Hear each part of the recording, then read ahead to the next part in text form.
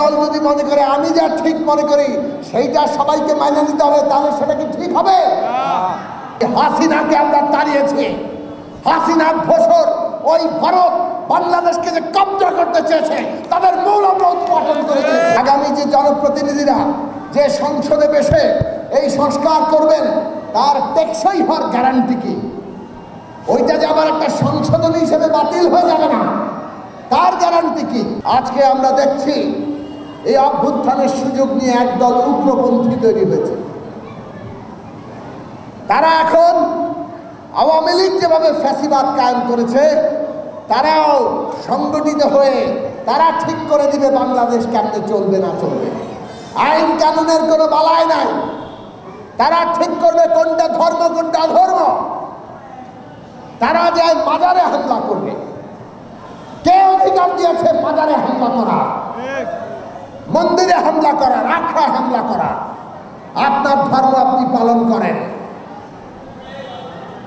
বিচার কারটা সঠিক কারটা বেঠিক ওর জন্য উপরওয়ালা আছেন। আপনি বিচারের ভার হাতে তুলে নিতে পারেন না। রাষ্ট্রে আইন আছে, কানুন আছে। সবাই যদি একই কায়দায় ধর্ম পালন করে তাহলে সেটা কি সম্ভব? সবাই নিজেরা নিজেরা মারামারিতে ব্যস্ত হয়ে যাবে। এই যে বাস্তবতা তৈরি হয়েছে, তাহলে দেখেন অভ্যুত্থানের সুযোগ নিয়ে আরেক দল উগ্রপন্থী দাঁড়ানোর চেষ্টা করছে।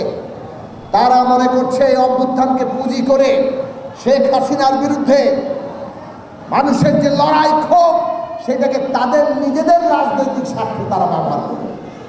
তারা নিজেরা ক্ষমতায় যেতে চায় এবং বাংলাদেশে একটা পাল্টা তাদের কর্তৃত্ব কায়েম করতে চায়। আমরা পরিষ্কার করে বলি, হাসিনাকে আমরা তাড়িয়েছি। হাসিনার দোসর ওই ভারত বাংলাদেশকে যে কব্জা করতে চেয়েছে তাদের মূল আমরা উৎপাদন করে দিয়েছি।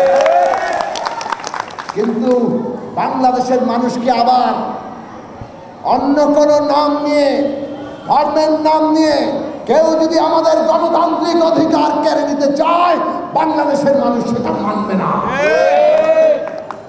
সেই জন্য আমাদের সংগঠিত হতে হবে। আপনার অধিকার, মানবিক মর্যাদা, তার জন্য সংগঠিত হতে হবে। আজকে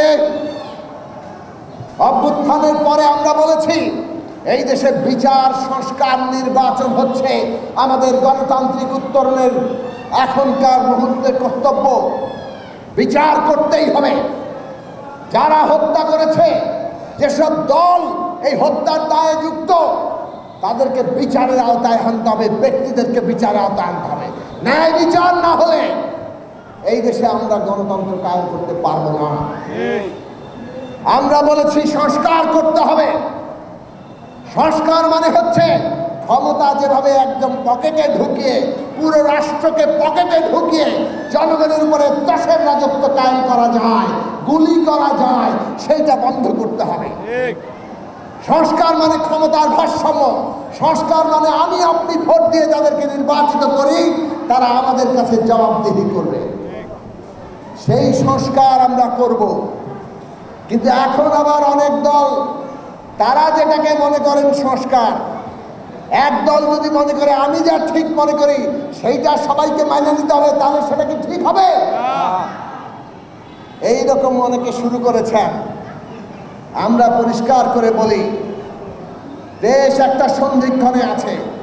পতিত ফ্যাসিস্টরা, তাদের দেশি বিদেশি দোসররা, ওই ভারতীয় আধিপত্যবাদীরা তারা কিন্তু নানান ধরনের ষড়যন্ত্র করছে কিভাবে এই অভ্যুত্থানকে ধ্বংস করে দেওয়া যায়।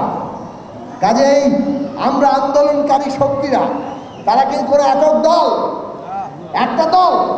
একটা দল না, আন্দোলনকারী অনেক শক্তি।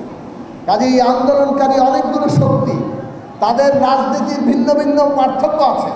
এর মধ্যে আমরা যতটুকু ঐক্য হই সেই ঐক্য বাস্তবায়ন করার জন্য আমাদের এখন কাজ করতে হবে।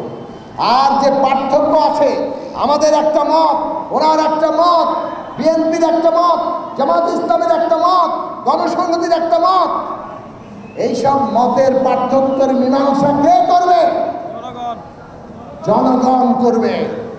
আগামী নির্বাচনে জনগণ এই পার্থক্যের মীমাংসা করবে। জনগণ হচ্ছে এই জাগতিক জীবনে আমাদের ক্ষমতার কেন্দ্র।